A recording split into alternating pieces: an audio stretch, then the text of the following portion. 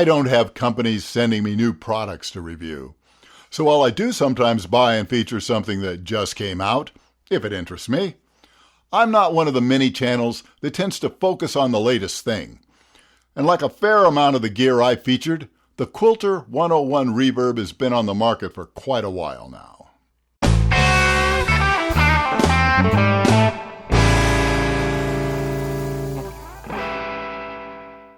I'm no stranger to Quilter amplifiers. In about 2014, I had one of the early Aviator 8s to test on tour. Now, the way this came about is I had an acquaintance who did his fly-in shows with a Quilter MicroPro head, which he would plug into the speaker cab of whatever backline amp was offered. It gave him consistent sound anywhere in the world and easily fit in the airline overhead. Now, the Aviator 8 was a very good amp, but ultimately not quite ideal for me, and I went back to my Fenders. But the quality was obviously there, and I always meant to revisit the brand.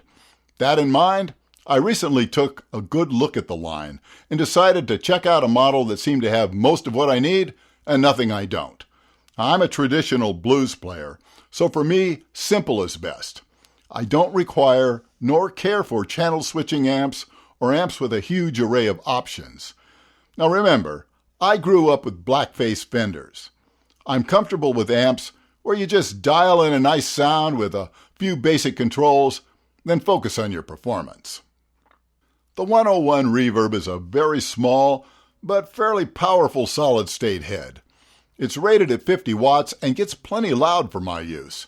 And it weighs just 2 pounds. It's a single-channel amp with very simple but well-thought-out controls.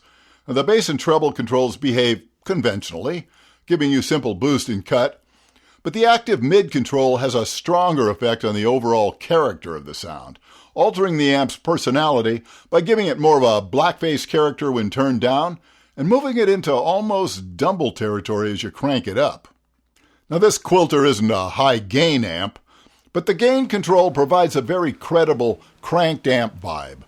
The limiter's interesting as well. I find that turning the limiter up, along with the gain control, gives it a nice feel, not unlike a loud tube amp. Impressive stuff for analog solid state. Now, the only thing digital here is the reverb, which is suitably wet and traditional sounding. And then, of course, the master volume simply controls how much power you send to the speaker. There's also an effects loop, a headphone output, and 4 and 8 ohm speaker outputs. So if you're like me and you prefer old-school single-channel amps, well, this adds up to just about everything you need. So let's check it out. It's plugged into an open-back single 12 cab loaded with a Celestion V-type speaker.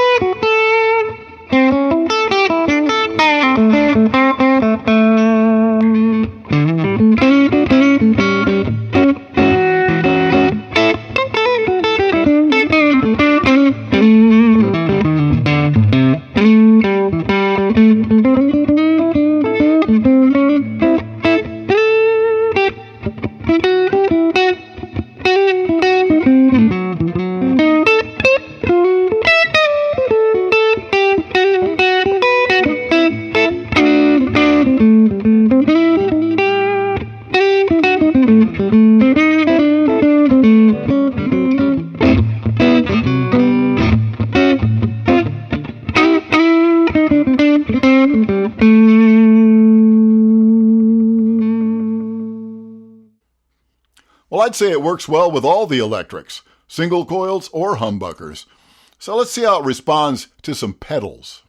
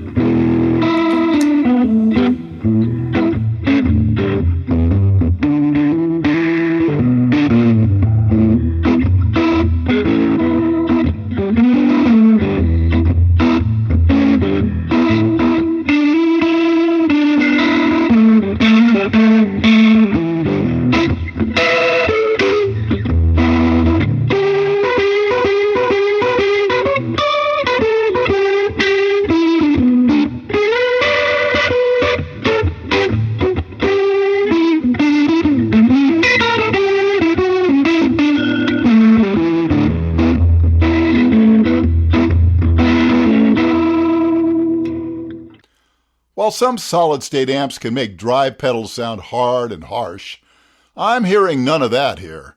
Although the amp's gain control does have a profound effect on the character of some of the drive pedals, well, this is normal for tube amps as well.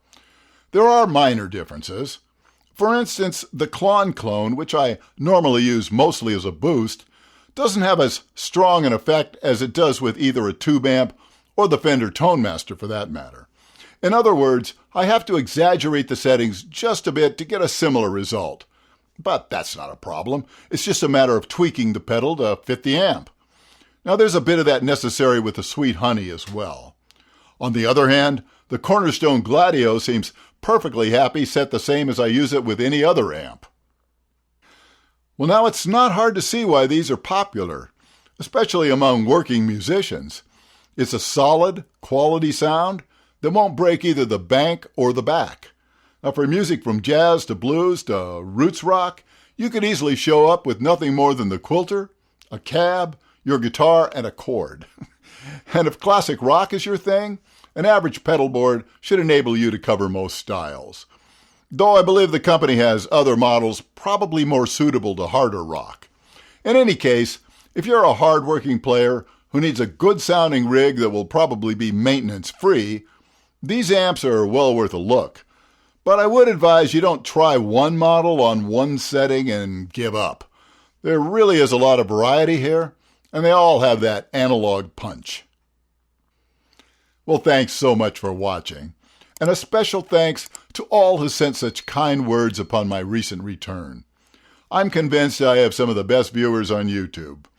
Now, life can be difficult at times, and your kindness has made all the difference. And with that, I'll say goodbye for now, and I will see you again very soon.